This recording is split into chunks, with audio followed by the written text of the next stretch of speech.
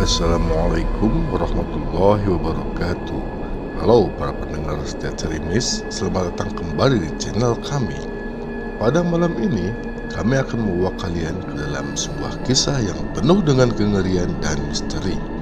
Siapkan diri kalian untuk mendengarkan cerita yang akan membuat bulu kuduk kalian berdiri. Inilah kisah Misteri Kosan Angker di Jakarta. 8 hari setelah kematian ibu kos, teror itu dimulai.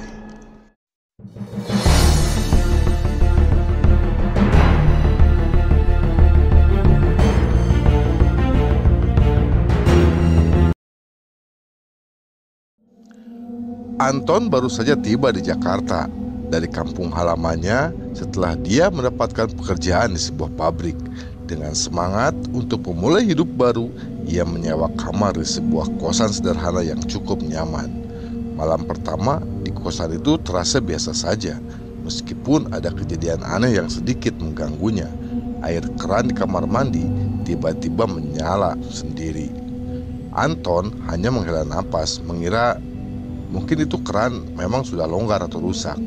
Ia memilih mengabaikannya dan mencoba beristirahat setelah perjalanan panjangnya ke ibu kota. Anton mulai terbiasa dengan kejadian aneh di kosannya, terutama air keran yang sering terbuka sendiri tanpa sebab. Hubungan Anton dengan ibu kos, Bu Neneng, dan penghuni kos lainnya terbilang cukup baik. Bahkan tak jarang mereka saling berkunjung dan saling menyapa dan berngobrol di malam harinya. Namun 2 minggu berlalu hingga tiba di hari Kamis ketika Anton mendapat kabar mengejutkan dari Andi, tetangga kosnya. Dengan wajah serius, Andi memberitahu bahwa Bu Neneng, pemilik kos mereka, mengalami kecelakaan mobil dan meninggal dunia. Anton yang masih sibuk dengan pekerjaannya di pabrik hanya bisa mendengar kabar itu dari kejauhan tanpa bisa segera pulang. Namun ada sesuatu yang mengganggunya, sebuah firasat aneh yang tak bisa ia jelaskan, seolah kejadian ini lebih dari sekedar musibah biasa. Sore itu dalam perjalanan pulang, Anton melewati pasar tempat Bu Neneng biasa berbelanja. Di halte dekat pasar, matanya menangkap sosok yang sangat familiar. Bu Neneng berdiri di sana seperti sedang menunggu ojek. Anton sontak memperlambat laju motornya. Alisnya mengerenyit. Pikiran pertamanya adalah mungkin yang meninggal adalah ibunya Bu Neneng, bukan beliau sendiri. Tanpa ragu, Anton pun mulai memutuskan untuk mendekati dan menawarkan tumpangan pada Bu Neneng. Saat jarak mereka makin dekat, Anton melihat wajah Bu Neneng tampak pucat dan sembab, seolah habis menangis. Namun, ekspresi itu tetap terlihat wajar bagi Anton, mengingat musibah yang sedang menimpa keluarga Bu Neneng. Sosok itu tampak nyata tanpa ada kejanggalan sedikit pun. "Ibu, mau saya antar pulang?" tanyanya dengan sopan. Bu Neneng menoleh perlahan, lalu tersenyum tipis. Suaranya terdengar lembut, nyaris berbisik. "Nah, kamu pulang duluan saja. Ibu masih menunggu barang." Merasa tak ada yang aneh, Anton pun mengangguk dan segera melanjutkan perjalanan pulang. Namun, saat meninggalkan halte, entah kenapa perasaannya mulai merasa tidak nyaman. Ada sesuatu yang terasa janggal, tapi ia tak mampu menjelaskannya. Setibanya di kosan, Anton dikejutkan oleh kerumunan pelayat di rumah Bu Neneng. Udara terasa lebih dingin dari biasanya, dan suara isak tangis terdengar sayup-sayup di tengah keramaian. Jantungnya berdegup lebih cepat, perasaan tidak nyaman mulai menguasainya. Tanpa berpikir panjang, ia mencari Andi. Kata lo, yang kecelakaan itu ibu kos kan? Tapi barusan gue ketemu Bu Neneng di halte depan pasar, kata Anton dengan wajah bingung. Andi mengerjitkan dahi. Gue juga gak tahu pasti, tapi kata Mang Junet, ibu kos kecelakaan di depan pos satpam di pasar. Anton merasakan bulu kuduknya meremang. Tapi barusan gue beneran lihat dia kok. Dia bahkan sempat bicara sama gue. Andi menghela napas panjang. Ya udah, kalau lo nggak percaya, besok tanya sendiri sama keluarga Bu Neneng. Malam itu, saat prosesi pemakaman berlangsung, Anton mencoba mencari sosok Bu Neneng di antara keluarga yang berduka. Namun, tak sekalipun ia melihat wajah yang dikenalnya. Tak ada tanda-tanda Bu Neneng di tengah kerumunan. Padahal ini adalah pemakaman keluarganya sendiri. Kegelisahan semakin menyelimuti pikirannya. Jika Bu Neneng sudah meninggal, lalu siapa yang ia temui di halte tadi? Malam berikutnya, saat acara tahlilan pertama dimulai, Ustadz yang memimpin acara meminta semua yang hadir untuk memaafkan almarhumah Bu Neneng. Bulu kuduk Anton mulai meremang. Bu Neneng, bukannya kemarin gue ketemu dia ya? Gumamnya pelan. Pikiran Anton mulai kacau. Ia jelas melihat Bu Neneng di halte kemarin sore, bahkan sempat berbicara dengannya. Perasaan tidak nyaman semakin kuat saat ia kembali ke kamarnya setelah tahlilan. Suasana kos terasa lebih sunyi dari biasanya, seakan semua suara tertelan kegelapan. Seperti malam-malam sebelumnya, suara air keran kembali terdengar di kamar mandi. Kali ini lebih deras, seperti ada seseorang yang sengaja membukanya. Anton menghela napas panjang, mencoba mengabaikannya, tapi suara gemericik air semakin mengganggu. Dengan kesal, ia bangkit dan berjalan menuju kamar mandi untuk mematikannya. Namun, langkahnya terhenti di depan pintu. Dari dalam kamar mandi terdengar suara lain, seperti seseorang yang sedang mandi. Ada percikan air, gesekan tangan yang menggosok kulit, dan suara lirih yang samar seolah seseorang tengah berbisik di balik tirai kamar mandi. Jantung Anton berdegup kencang, tangannya gemetar. Ia mengeluarkan tangan ke gagang pintu, lalu mendorongnya perlahan. Pintu kamar mandi pun terbuka, dan seketika suara-suara itu menghilang. Tak ada siapa-siapa di dalam, hanya air keran yang mengalir deras ke lantai, menciptakan genangan yang semakin membesar. Anton menutup keran dengan gerakan cepat, lalu bergumam dengan suara bergetar. "Sudahlah, jangan buka lagi kerannya, capek gue." Tapi saat ia berbalik untuk keluar, samar-samar dari dalam cermin yang mulai berkabut, sepasang mata seperti tengah mengawasinya. Hari demi hari berlalu dan gangguan terus terjadi, hingga pada malam Jumat, tepat 8 hari setelah kematian Bu Neneng, Anton yang tak bisa tidur memutuskan duduk di depan kamarnya sambil menikmati kopi. Udara malam terasa lebih dingin dari biasanya, dan kosan tampak lebih sunyi. Saat itu, dari sudut matanya, Anton melihat sesuatu yang membuatnya membeku. Dari arah rumah Bu Neneng, muncul sesosok wanita berpakaian putih lusuh dengan rambut panjang yang berantakan menutupi sebagian wajahnya. Ia membawa sapu lidi dan mulai menyapu halaman dengan gerakan lambat dan kaku, seolah tidak benar-benar menyentuh tanah. Setiap sapuan sapunya menghasilkan suara gesekan aneh yang menggema di tengah keheningan malam. Anton merasa ada sesuatu yang janggal, tapi rasa penasaran membuatnya berdiri dan mendekat. "Bu, ngapainnya Bu malam-malam?" tanyanya dengan suara parau. Sosok itu tiba-tiba berhenti. Dengan gerakan kaku, ia menongakkan kepala ke arah Anton. Jantung Anton hampir berhenti berdetak. Wajah sosok itu terlihat sangat mengerikan. Kulitnya pucat membiru dengan mata yang membelalak kosong. Dahi kirinya tampak pecah dengan darah segar yang mengalir perlahan menetes ke pipinya. Mulutnya menyeringai lebar hingga hampir mencapai telinga, memperlihatkan deretan gigi yang berlumuran darah. Bau anyir yang menusuk hidung Anton membuatnya hampir muntah.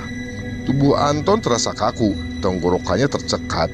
Namun, sebelum ia bisa bergerak, sosok itu tiba-tiba mengeluarkan suara tawa parau yang semakin lama semakin nyaring, memekakan telinga. Dalam sekejap, tubuhnya melayang cepat ke atas, hinggap di genteng rumah, lalu menghilang ke dalam kegelapan. Anton jatuh terduduk, keringat dingin membasahi tubuhnya. Ia ingin berteriak, tapi suaranya tertahan di tenggorokan. Malam berikutnya, setelah pulang kerja, Anton merasa butuh seseorang untuk berbagi ketakutannya. Ia segera menuju kamar Andi. Setelah beberapa ketukan, Andi keluar dengan wajah mengantuk. Mereka pun duduk di depan kamar Andi, menikmati udara malam yang terasa lebih dingin dari biasanya. Anton mulai bercerita tentang kejadian mengerikan yang dialaminya semalam. Andi yang awalnya skeptis mulai merasakan kegelisahan dari nada suara Anton. Namun, di tengah cerita, suara lain menyela pembicaraan mereka. Suara tawa kecil yang pelan, lirih, dan jelas terdengar di antara kesunyian malam. Mereka saling berpandangan, tubuh mereka menegang. suara itu terdengar lagi, kali ini lebih dekat, lebih menyeramkan. Perlahan mereka menoleh ke arah sumber suara. Pohon besar di belakang rumah Bu Neneng. Dari balik batang pohon yang gelap, sesuatu bergerak. Sosok putih melayang perlahan keluar dari bayangan. Semakin lama semakin jelas. Rambut panjang acak-acakan menutupi sebagian wajahnya yang pucat kehijauan. Matanya kosong dan hitam pekat, mengalirkan darah segar dari sudutnya.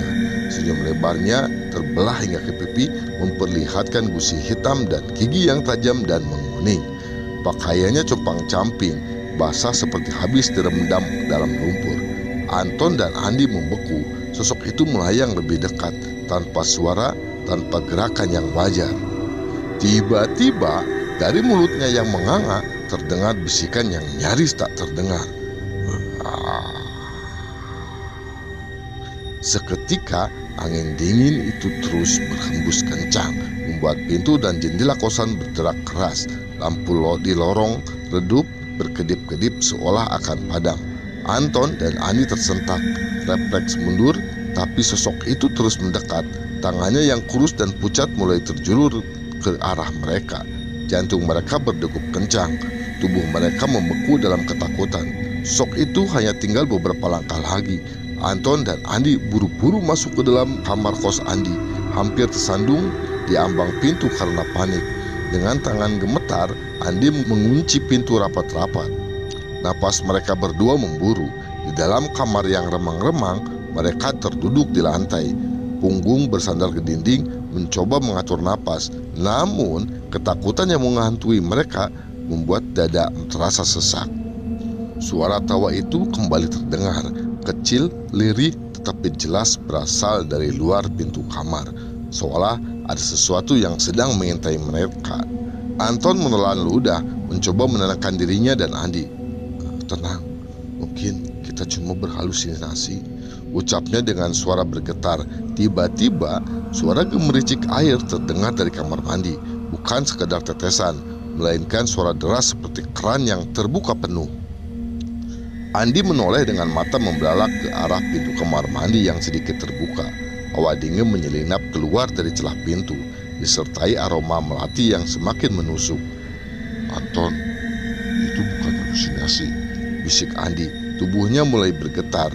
Anton panik. Ia segera berlari ke arah pintu kamar, mencoba membukanya. Namun, ia lupa bahwa pintu itu sudah dikunci. Tangannya gemetar saat memutar gagang pintu itu. Dan pintu itu pun seolah tidak mau terbuka. Sial, gimana ini? Suruhnya putus asa. Saat itu juga suara air dari kamar mandi mendadak berhenti. Suasana menjadi mencekam. Keheningan yang tak wajar memenuhi ruangan. Lalu perlahan terdengar bunyi decitan, seperti sesuatu yang bergerak dari lantai kamar mandi. Andi dan Anton menatap pintu kamar mandi dengan napas tertahan. Dari celah bawah pintu mereka melihat sesuatu bayangan aneh. Dua tangan kurus mencengkram lantai dengan kuku panjang menghitam. Pintu kamar mandi mendadak berdiri terbuka perlahan, dan sosok itu mulai muncul. Sosok itu berjalan dengan posisi kayang, badannya menghadap ke atas, namun kepalanya berputar hingga menghadap lurus ke arah mereka.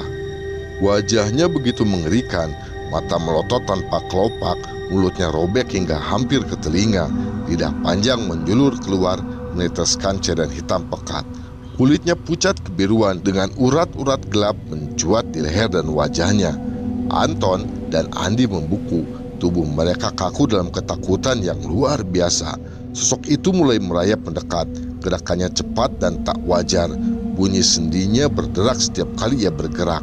Saat sosok itu hanya berjarak beberapa langkah, ia mengeluarkan suara cekikikan melengking yang menggema di seluruh ruangan.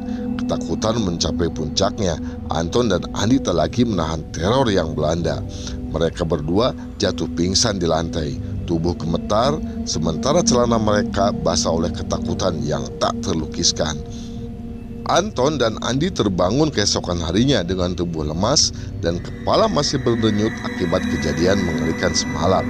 Pakaian mereka lembab oleh keringat dingin, dan ingatan tentang sosok mengerikan yang muncul dari kamar mandi masih jelas terpatri di benak mereka. Tanpa banyak bicara, keduanya saling bertukar pandang. mereka tahu mereka tak bisa lagi tinggal di kosan itu. Dengan tergesa-gesa, mereka mengemas barang-barang seadanya, tak peduli dengan sisa barang yang tertinggal. Langkah mereka terasa berat saat melewati lorong sempit kosan yang kini terasa lebih sunyi dari biasanya. Saat menutup pintu untuk terakhir kalinya, keduanya sama-sama merasakan hawa dingin yang menusuk, seolah ada sesuatu yang mengawasi mereka dari kegelapan. Mereka tak pernah kembali ke tempat itu lagi. Hingga saat ini, Andi dan Anton enggan menceritakan detail lokasi kosan tersebut, seolah takut sesuatu akan kembali menghantui mereka jika mereka mengungkapkannya. Dan bagi mereka, kejadian di kosan angker itu bukan sekadar pengalaman buruk, tetapi sebuah peringatan bahwa ada hal-hal yang tak seharusnya dicari tahu lebih dalam. Terima kasih telah mendengarkan cerita Misteri Kosan Angker di Jakarta. 8 hari setelah kematian ibu kos, teror itu dimulai bersama Cerimis. Kami harap kisah ini memberikan pengalaman mendebarkan bagi kalian semua. Ingatlah, di setiap malam yang sepi selalu ada sesuatu yang tak terduga menunggu. Tetap waspada dan jangan lupa untuk selalu mendengarkan Cerimis untuk cerita-cerita horor lainnya. Wassalamualaikum warahmatullahi wabarakatuh.